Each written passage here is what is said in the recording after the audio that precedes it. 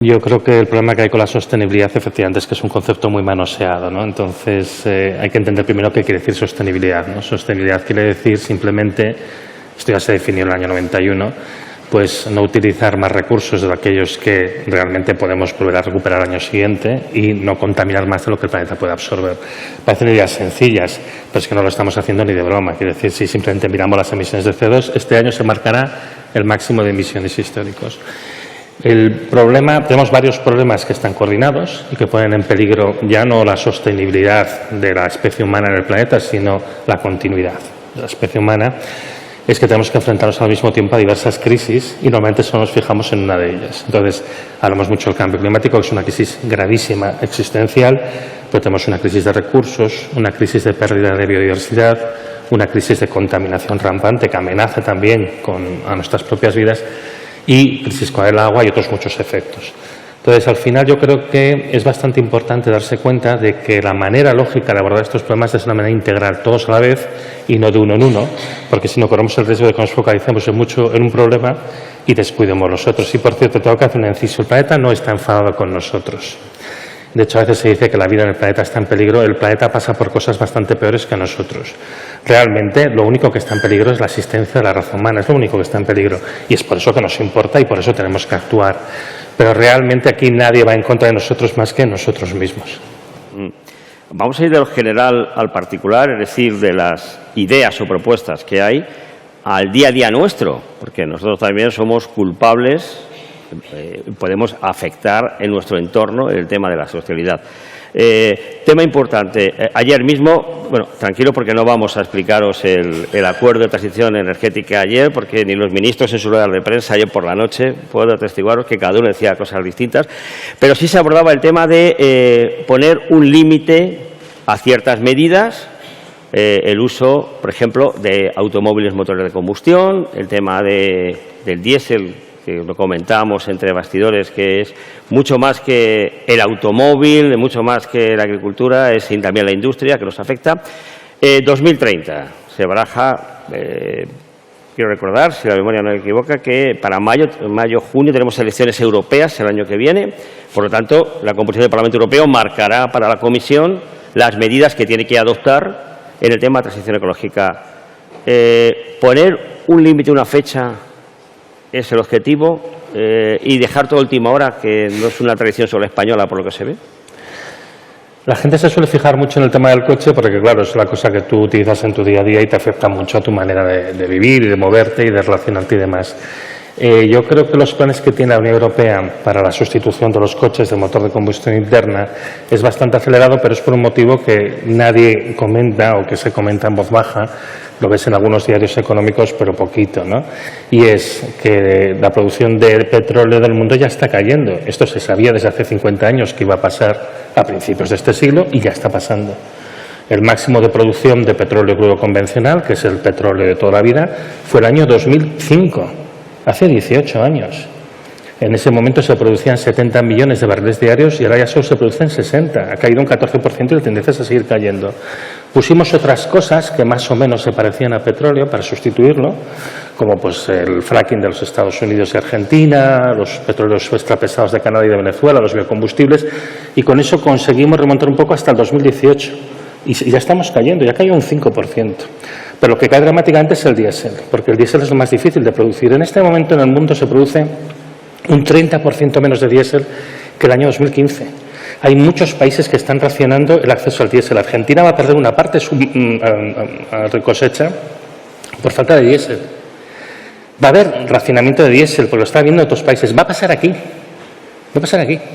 Es una cosa que es inevitable. Y el diésel, el problema es que es industria. El diésel fundamentalmente es transporte, es minería, es agricultura y no tenemos sustitutos válidos para esto. Ni camiones eléctricos, ni máquinas, no tenemos sustitutos para eso. En algunos casos se puede hacer alguna cosa, en la mayoría de los casos no se puede hacer nada. Bueno, en transporte lo más efectivo es el tren electrificado, yo siempre lo digo, que para mí es el vehículo eléctrico por excelencia, aunque nadie habla de él.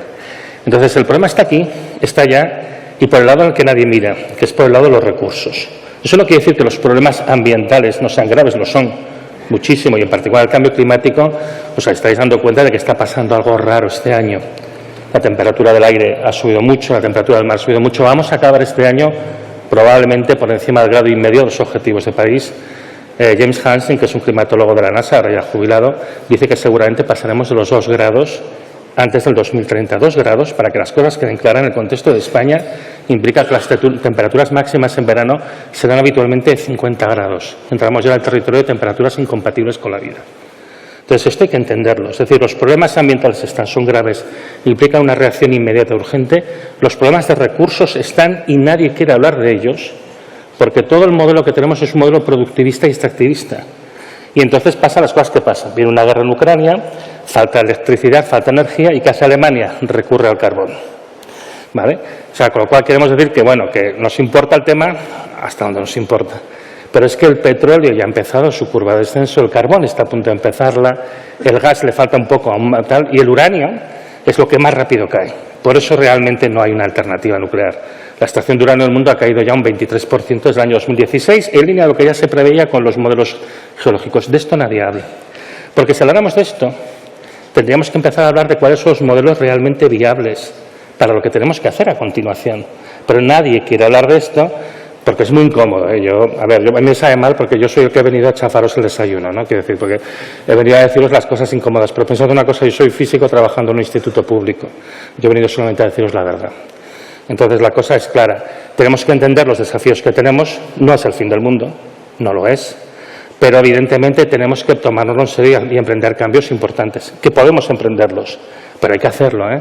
La gente me dice, bueno, no hay tiempo para nada, estamos perdidos. No es verdad. Sí que hay tiempo. Lo que no hay tiempo es para perder el tiempo. Y este es el mensaje más importante que yo querría transmitir. Hay que hacer cambios y hay que hacerlos de verdad, no de boquilla. Sí, comentas que no hay que perder el tiempo.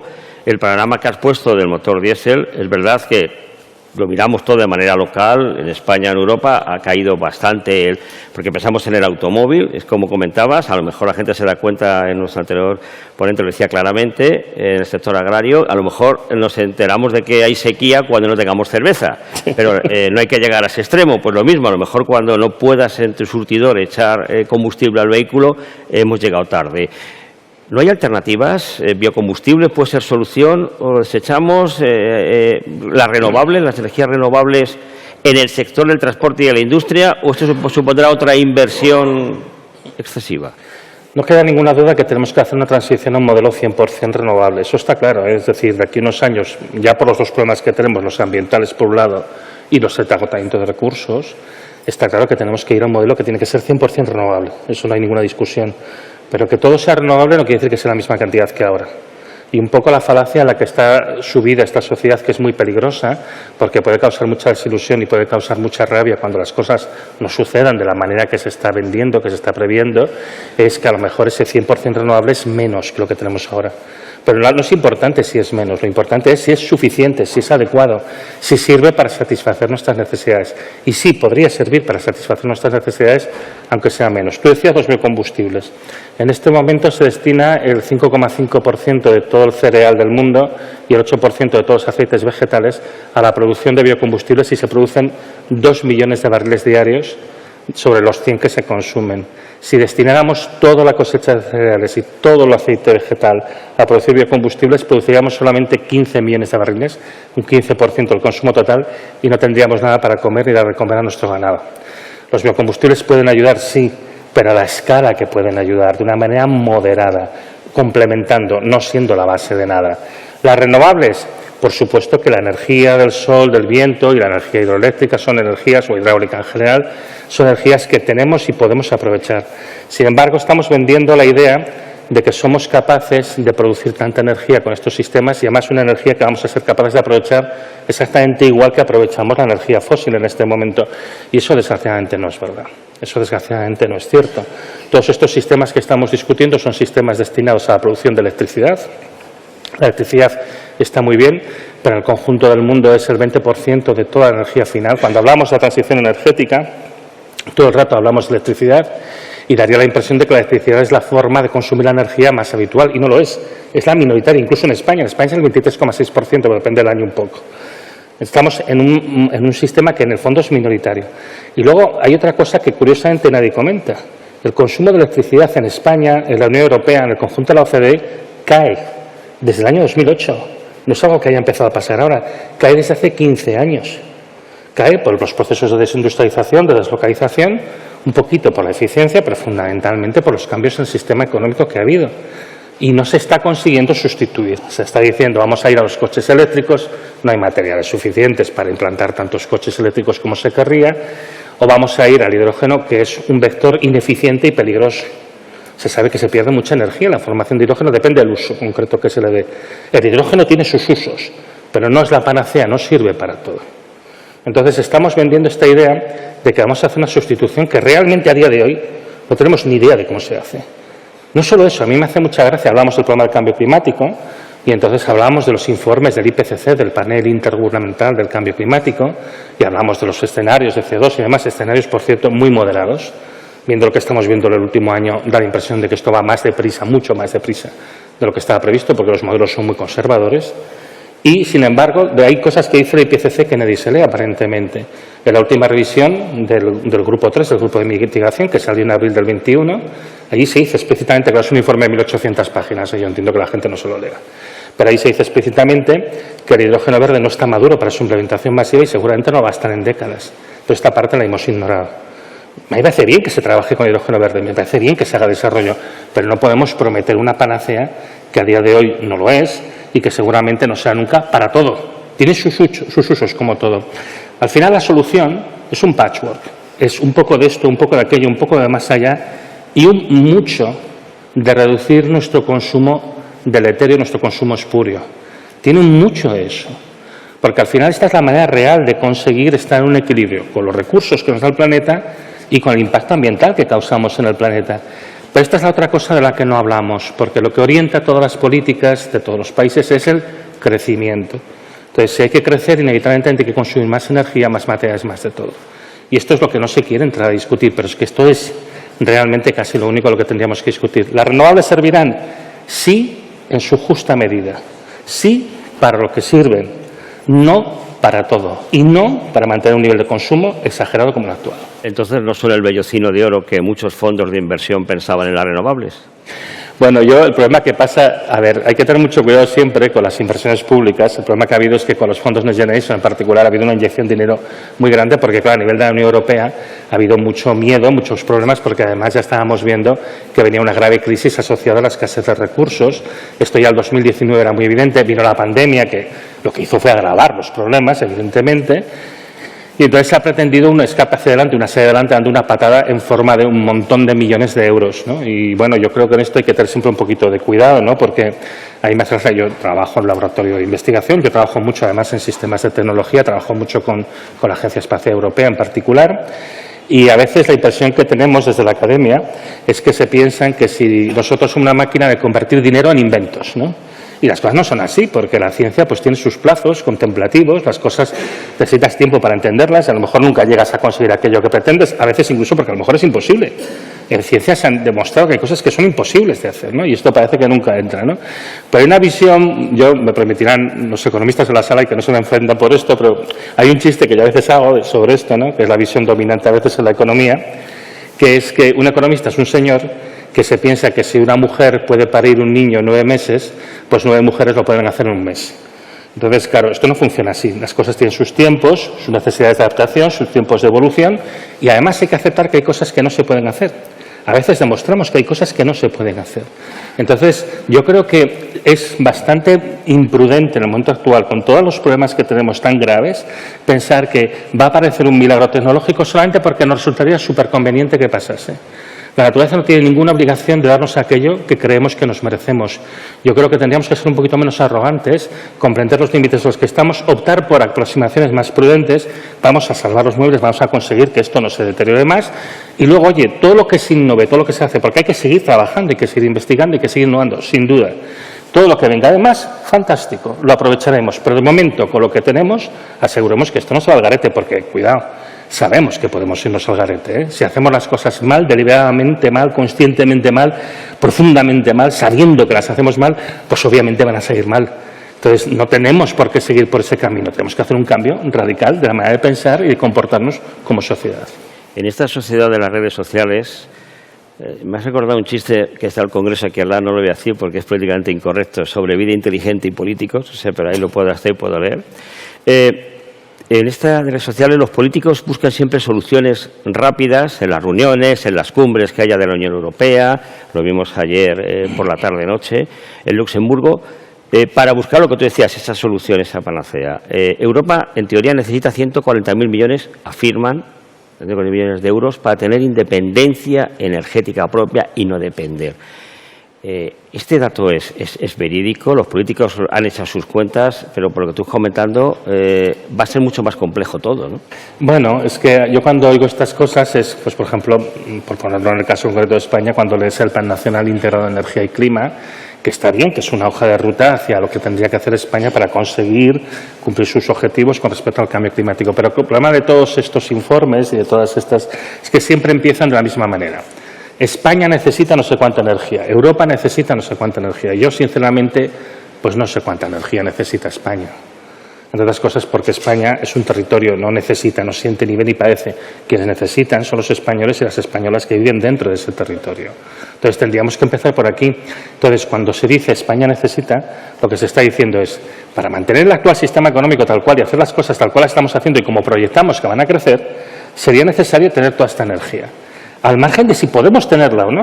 Es que a mí como físico, eso es lo que más me maravilla de todo, porque yo lo que estoy viendo es una serie de problemas, de dificultades técnicas que hace años que estamos hablando de ellas, que no sabemos cómo resolver, que sinceramente no las sabemos cómo resolver y que las sabemos que existen. Entonces, lo que tenemos que hacer es primero abordar estas cosas. Y yo, insisto, creo que lo que se tendría que hacer es la prudencia. Lo de la independencia energética de Europa es facilísimo de conseguir. Oye, si no consumimos nada, somos independientes de todo. Esa no es la idea, evidentemente. Entonces, lo que se tendría que discutir es qué es lo que es razonable y factible pensar que Europa puede conseguir con sus propios medios, teniendo en cuenta que no es un territorio abundante en recursos naturales. Y no olvidemos, estos modelos de transición que se nos están proponiendo dependen de un montón de recursos que aquí no tenemos, de litio, de manganeso, de neodimio, de níquel, de cobalto, incluso cobre, que el cobre mismo, que es la base de la electrificación, comienza a escasear en el planeta porque estamos llegando a sus máximos de extracción posibles. Bueno, pues en vez de esto, decir, vamos a ver qué es lo que podemos hacer, que seguro que se pueden hacer muchas cosas, sobre todo con mucho reciclaje también, y bueno, pensándolo muy bien, y una vez que veamos lo que podemos tener, discutamos con eso qué es lo que es razonable tener y a partir de aquí mejorar, a partir de aquí progresar, por supuesto, nunca quedarse igual. Pero si construyes la casa por el tejado, lo más probable es que se te caiga al suelo. Sí, pero ¿qué político se va a atrever a decir, por ejemplo, en un país como España, que el 95% del tejido empresarial son pymes, por no hablar ya del resto de grandes empresas que compiten a nivel mundial, donde cada país tiene su legislación, sus ayudas, que reduzcan el consumo energético, que incluso frenen sus beneficios económicos a costa de otros? Esto se hace global o no se va a poder hacer y estamos en una pescadilla que se muerde la cola siempre, ¿no? Bueno, yo, de hecho, empezaría a preocuparme un poco menos por lo que haga el resto del mundo, porque quiero decir, vamos a un mundo que va a ser cada vez más vasto y las comunicaciones van a ser cada vez más difíciles, porque si hemos tenido un sistema globalizado ha sido porque teníamos mucha energía abundante y barata. Como vamos a una situación en la que la energía no va a ser ni tan abundante ni tan barata, de repente todo va a ser más regional. Entonces yo empezaría por ordenar mi casa y si tú lo haces bien, no te preocupes que los otros ya te copiarán, ¿no? Con respecto al tema de las empresas, es curioso porque, a pesar de mis grandes virtudes de comunicación y toda la alegría que yo transmito naturalmente, pues hay muchas empresas que me contactan últimamente porque quieren entender qué está pasando, porque al final cuando bajas al terreno, bajas al sitio, al mundo real, te encuentras que hay problemas de suministro de productos químicos, de metales, de energía, de todo y tal, y las empresas quieren saber qué está pasando y quieren saber qué pueden hacer para adaptarse. Y en general yo noto una actitud muy proactiva, muy adecuada, muy intencional de intentar realmente entender y resolver los problemas. Yo no creo que el objetivo de una empresa cualquiera, ¿no? Antes hablábamos de la cerveza, ¿no? Pues el objetivo de, yo que sé, de DAM, por decir algo, ¿no? No creo que sea consumir energía, su objetivo es producir cerveza, como es normal.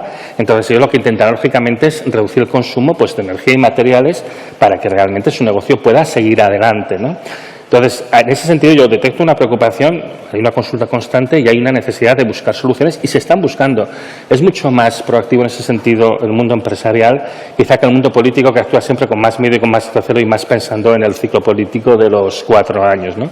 Entonces, en todo caso, yo creo que en general las empresas del sector productivo buscan y pueden encontrar alternativas, pero además es que lo tienen que hacer por fuerza. Pensemos que en este momento se está produciendo un paro industrial salvaje en toda Europa, también en España, pero en Alemania es muy profundo, se ha destruido prácticamente el 23% de la capacidad industrial de Alemania, porque las materias primas son escasas, la energía es escasa y porque hay pocas perspectivas de futuro. Entonces, delante de esto, hace falta reaccionar. Entonces, si tú sigues con los esquemas del pasado, te vas a estrellar. Afortunadamente, la mayoría de las empresas, y particularmente en España, son conscientes de que necesitan evolucionar, porque si no evolucionas en un contexto como este, obviamente, te mueres.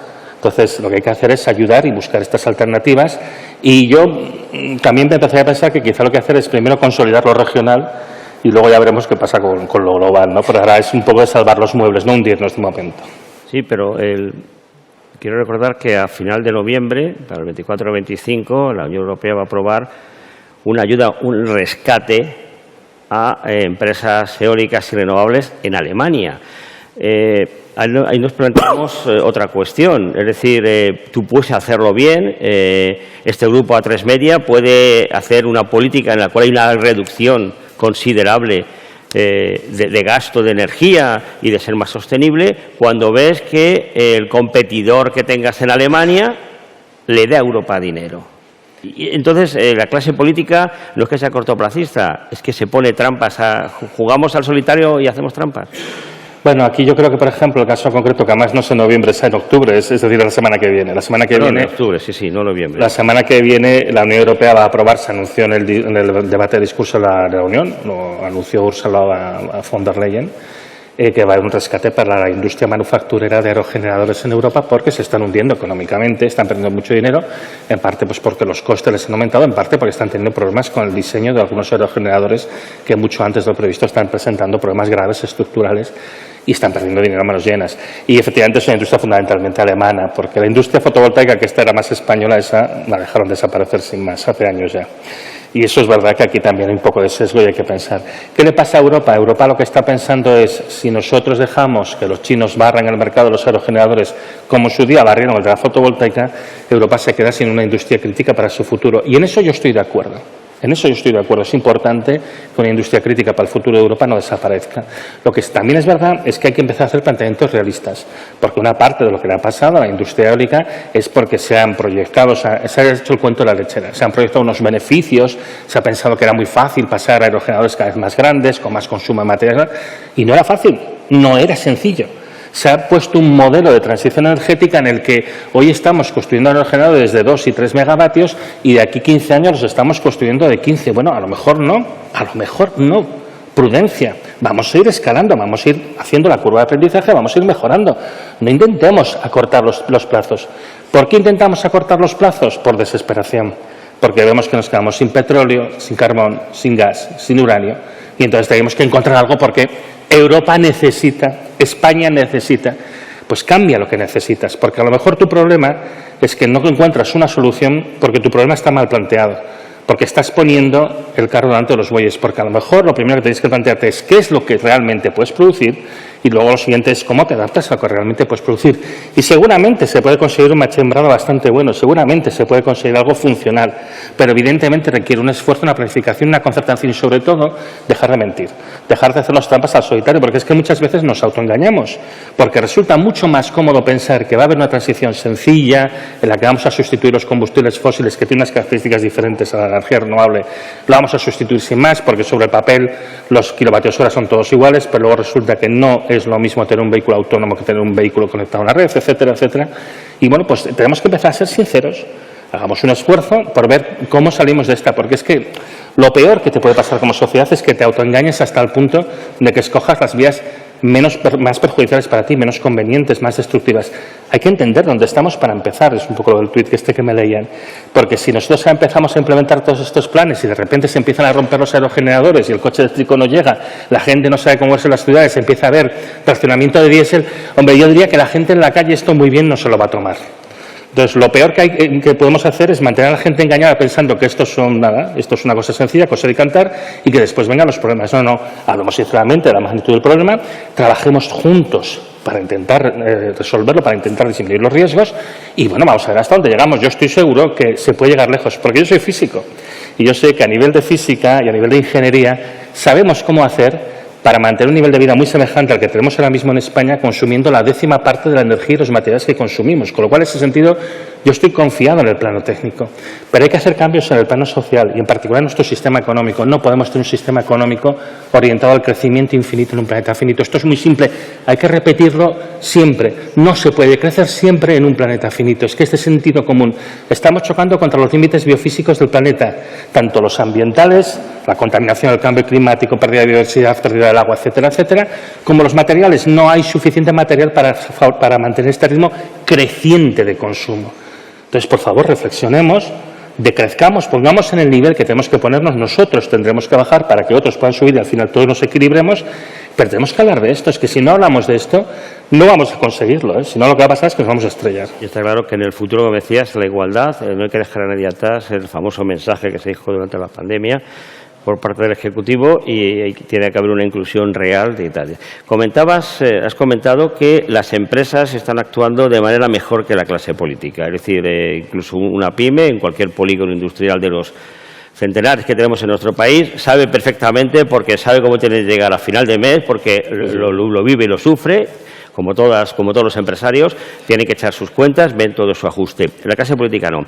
A nivel de calle, la sociedad está mentalizada realmente, o como dices tú, estos vaivenes, estos golpes, hace que reflexionen y diga un momento dado desde el hecho de no voy a tener tantos automóviles en mi unidad familiar porque no hacen falta tantos, a lo mejor tengo que hacer otro tipo de movilidad o transporte público hasta la adquisición, pues eso, del vehículo.